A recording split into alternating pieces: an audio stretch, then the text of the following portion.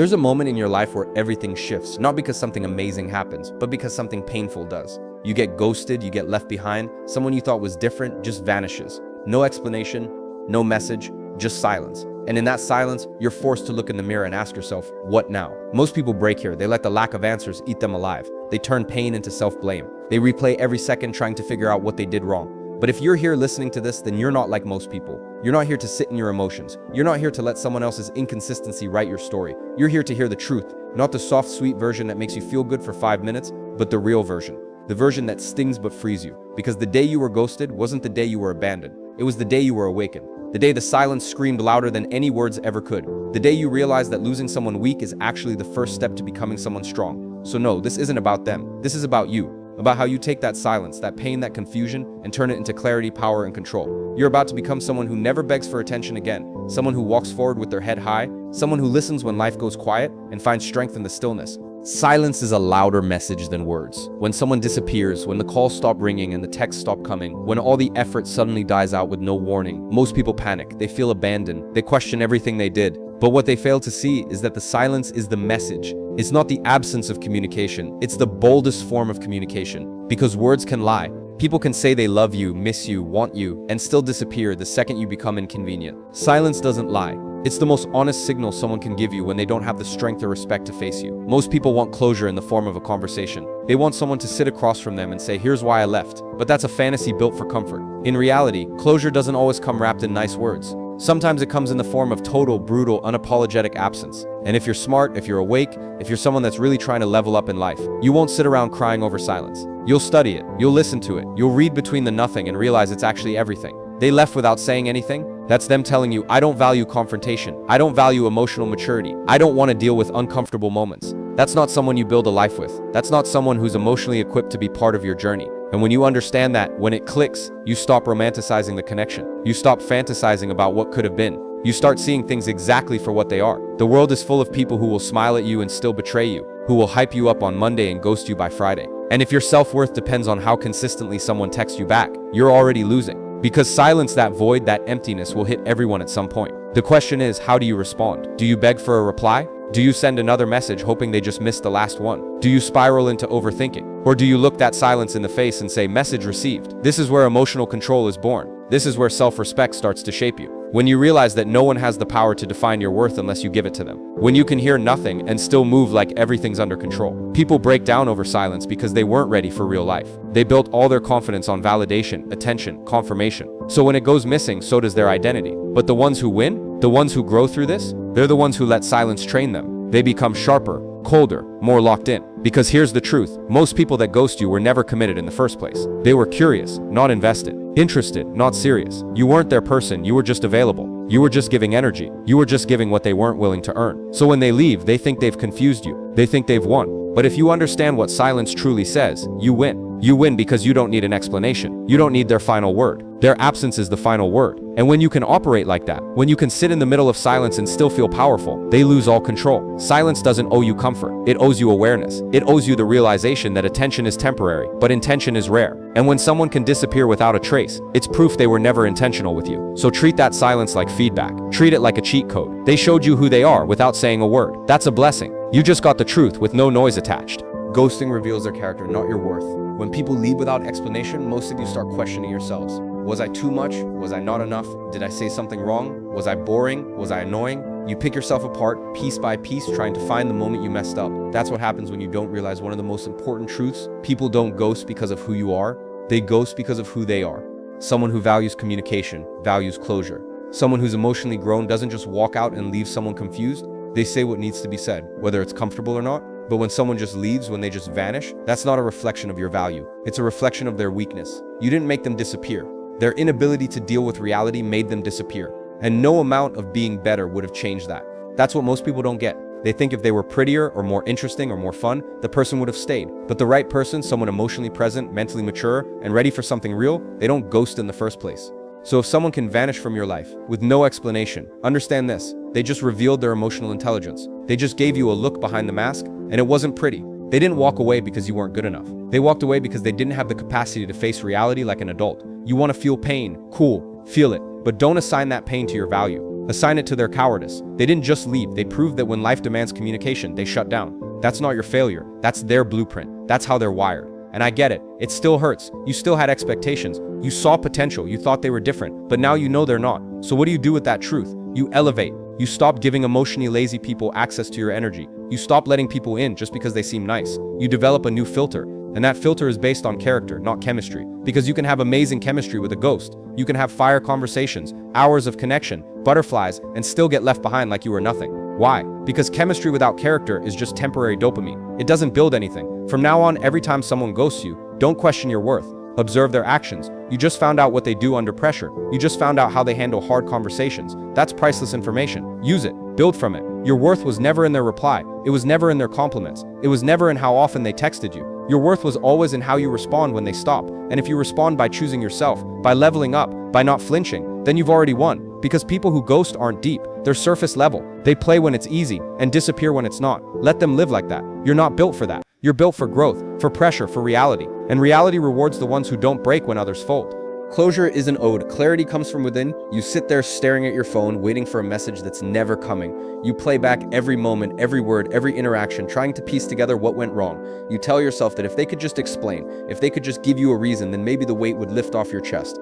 But here's the harsh truth. No one tells you closure isn't something you get from someone else. It's something you create. Closure is not an explanation, it's a decision. It's deciding that the absence of respect, the absence of consistency, the absence of honesty is the explanation. People think closure is about conversations, that if they could just talk one more time, everything would make sense, that if they could hear a proper goodbye, they'd finally be able to move on. But that mindset gives the other person too much power. It puts your healing in their hands, and if they were the kind of person who valued your emotional peace, they wouldn't have left you wondering in the first place. So waiting on closure from them, that's like waiting on an apology from someone who doesn't think they did anything wrong. It's a trap, it's a loop, it never ends. Clarity doesn't come from a final message, it comes from realizing the story wasn't real, at least not to them. The version you built in your mind, that story of connection, of shared vision, of future potential, they weren't holding that same image. And that's the part that stings. That's the part you didn't want to accept.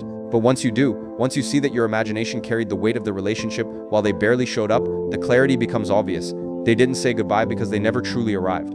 You don't need them to explain why they disappeared. The answer is already in how they disappeared. How easily, how effortlessly, how quietly. That's the insight, that's your clarity. And yeah, it hurts, it feels incomplete. It leaves you with all the what ifs. But the moment you understand that silence is their final word, you start pulling your power back.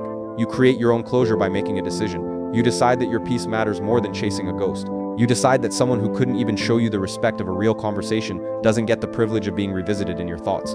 You decide that your value isn't negotiable, not up for debate, not open to the emotional games people play when they're too weak to face you like an adult. People say, but it's not fair. I didn't even get a chance to respond. You did. You're responding right now with how you move forward. You're responding every time you choose discipline over depression.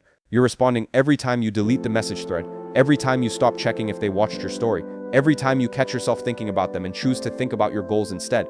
That's your response, that's your power. They don't owe you closure, but you owe yourself clarity. And that clarity comes when you stop asking why they left and start asking why you tolerated uncertainty for so long. Why did you accept mixed signals? Why did you cling to potential over patterns? Why did you ignore the fact that their effort was never consistent? This is the part where you become dangerous. Because this is the part where you no longer rely on anyone to complete your emotional process. You do it yourself. You close the chapter. You burn the pages if you have to. You move like someone who refuses to stay stuck in a story where they're not even mentioned in the ending.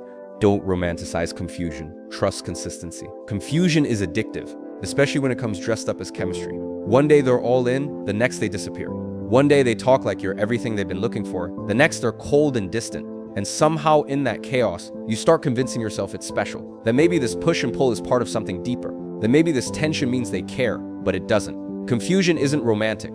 It's emotional instability disguised as connection. Consistency is what love looks like. Consistency is what respect feels like. You shouldn't have to guess where you stand with someone. You shouldn't need to decode their behavior every time they go silent. That's not a relationship. That's emotional roulette. And the more you tolerate it, the more you start tying your self-worth to how much attention they give you on a random Tuesday. Stop fantasizing about the moments they showed up and start paying attention to the pattern of when they didn't. Anyone can act interested for a day. Anyone can send a heart emoji, post a song lyric, or call you beautiful in a 2 a.m. text. That's easy. That takes nothing. Real consistency is boring to people who crave drama. But to someone who's building a life, someone who's serious about loyalty and growth, consistency is everything. The reason you stay stuck on someone who ghosts you is because you only remember the highs. You remember the good morning texts, the late night calls, the way they made you feel when they were fully present. And you ignore the days they disappeared. You ignore how you felt when they stopped replying mid-conversation. You ignore the gut feeling that told you something was off. Your mind is lying to you. It's selecting memories that make them look better than they were. Because confusion has a strange way of keeping you curious. It keeps you hooked, always trying to figure out what went wrong or if there's still something to salvage. But let me be real with you. If you need to figure someone out, they're not for you. The right person doesn't need a manual. The right energy is clear. It shows up. It communicates. It doesn't flake. There's nothing romantic about being uncertain. There's nothing attractive about being left on read. You don't need butterflies. You need security. You don't need someone to make your heart race. You need someone who makes your mind calm. That's the difference between chaos and love. People will tell you maybe they're just bad at communication. That's an excuse. People communicate just fine with the things they care about. If someone can't be consistent with you, it means they're either unsure about you or sure you'll stay regardless. And both are a problem. So start trusting patterns, not promises, not potential, not words, patterns. If their effort isn't consistent, their feelings aren't either. And if their feelings aren't consistent, your time with them has an expiration date. You deserve better than confusion. You deserve stability. And not because you're entitled, but because you've done the work. You've held it down for others. You've shown up when it wasn't easy. You've led with loyalty. So stop settling for emotional crumbs just because they came wrapped in sweet words. Watch what they do. Track their consistency. That's your truth, not their apologies, not their flirty messages. Their pattern is who they are. And once you see that, once you stop romanticizing their chaos, you get your power back. Self-respect begins where chasing ends. The second you start chasing someone who's not giving you the same energy, you've already abandoned yourself. You've already decided that their presence is more important than your dignity. You're putting effort into someone who couldn't even send a text back. And the worst part is, you know it. You feel it every time you double text, every time you check if they've seen your message, every time you catch yourself crafting the perfect response just to get their attention. That's not love. That's not connection. That's desperation masked as loyalty. You convince yourself it's just persistence, that if you keep trying, maybe they'll see your value. Maybe they'll come around. But here's the truth. People don't suddenly wake up and appreciate you after you've begged for their attention. They only start respecting you when you stop chasing, when you finally say enough, when you stop negotiating your worth in the hopes that someone will finally choose you. That's when the shift happens. That's when your self-respect starts to build. Chasing someone is you trying to prove your worth to a person who isn't even paying attention. It's you placing your value in their hands and hoping they don't drop it. But real power begins the moment you stop waiting for them to realize what they had. The moment you stop giving them unlimited access to your energy. That's when your aura changes. That's when you start walking different, thinking different, speaking different. Because now you're focused on you. The longer you chase, the smaller you feel. Because chasing is built on a belief that someone else has something you need. That they hold something that will complete you, but they don't. All they have is inconsistency. All they've given you is emotional chaos. And still you chase. Not because you love them, but because you hate the feeling of being left behind. You hate the ego bruise. You hate the silence. But silence is nothing compared to what you're doing to yourself by sticking around for breadcrumbs. They didn't ghost you because you weren't valuable. They ghosted you because they knew you'd still stick around. Because deep down they knew you'd keep trying. That's why they felt comfortable disappearing. You made it easy. You made it predictable. And that predictability became weakness. Not in their eyes, in yours. You started seeing yourself as someone who just waits. Someone who accepts being sidelined. Someone who hopes instead of acts. But when you decide to stop chasing, everything changes. You walk away not because you're bitter, but because you finally see the imbalance. You see the disrespect. You realize that effort should be mutual, that you're not here to audition for love. You're not here to prove you're worthy of basic communication, and that realization rewires you. You start seeing your time as valuable. You start treating your energy like currency. You stop offering discounts. You become unavailable to confusion, to inconsistency, to half-hearted interest. That's what self-respect looks like in real life. Not a quote, not a motivational speech, but in the quiet moments when you don't text them back, when you don't check their story, when you don't ask mutual friends if they've said anything. You don't care. Not because you're numb, but because you finally care about yourself more than someone who didn't. Self-respect starts with your ability to let people walk out and not chase them, to close the door and not leave it open just in case they come back, to burn the bridge and not look back at the smoke. That's strength. That's high-value energy. That's how you stop being replaceable. Replace emotion with ambition. The problem is, you got too caught up in your feelings. You started making decisions based on emotion instead of direction. Instead of focusing on your goals, your energy, your health, your grind, you started obsessing over someone who can't even keep a conversation going. You put your dreams on pause to check if they liked your post. You lost sleep thinking about someone who sleeps fine without you. That's what emotion does. It clouds logic. It makes you forget who you are. But the moment you flip that energy, the moment you take all that emotional chaos and pour it into your ambition, you become unstoppable. Because now you're not distracted. Now you're not checking your phone every hour for a notification. You're locked in, you're building, you're waking up early, staying disciplined, setting goals and crushing them, all because you've decided your life isn't going to revolve around someone else's inconsistencies. Most people waste their best years crying over someone who wasn't even serious. You've seen it. People stop working out, they stop creating, they stop building, all because someone left. They put their entire identity into a connection that was never even real. But when you replace that emotional energy with ambition, you flip the script. You take the pain, the disappointment, the confusion, and you use it. You let it fuel your progress. You let it make you cold, not bitter, cold, focused, untouchable, unbothered. Every time you want to message them, go work. Every time you want to check if they miss you, go train. Every time your heart gets heavy, get busier. Grind so hard that the only thing you hear is your own progress. That's how you win. That's how you forget. Not by waiting, not by talking, by building. Emotion fades when achievement rises. You won't miss them when you're flying in first class. You won't miss them when you're signing deals. You won't miss them when you look in the mirror and respect who you've become. People chase closure, chase feelings, chase apologies, but they never chase themselves. They never chase the highest version of who they can be, and that's the biggest loss. Because if you took all that energy you gave to them and put it into your discipline, your goals, your evolution, you'd be a weapon. You'd be too busy leveling up to care who left. The ones who ghost you expect you to break. They expect you to sit in silence, to question everything, to shrink. So prove them wrong. Become so driven that even you forget you ever cared. Your future doesn't include the people who couldn't stay consistent. Your legacy isn't written by people who disappeared.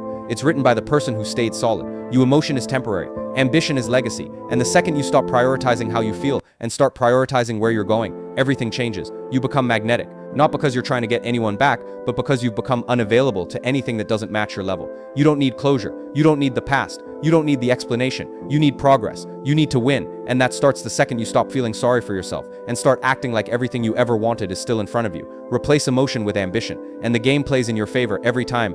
They thought you'd fold, that the silence would break you, that you'd wait, question yourself, beg for closure, but you didn't. You stood up, adjusted your crown, and kept walking. Because now you understand who you are. Now you know that not everyone has the strength to be in your presence. Some people run because your energy is too real, too focused, too pure. Let them vanish. Let them fade into the background. You don't chase shadows anymore. You don't react to ghosts. You walk like royalty, talk like royalty, move like royalty. And people either rise to meet that or disappear in the process. That's not your loss. That's your evolution. From this point forward, you protect your space like it's sacred. You don't explain your worth. You don't lower your light. You don't tolerate energy that doesn't match your vision. You're building something that demands clarity, commitment, and character. And if they couldn't stay consistent, they were never meant to stay at all. You don't look back. You don't reach out. You don't wonder what if. You know exactly who you are now. And that kind of awareness is untouchable. That kind of focus is magnetic. That kind of power, it doesn't chase ghosts. It builds empires.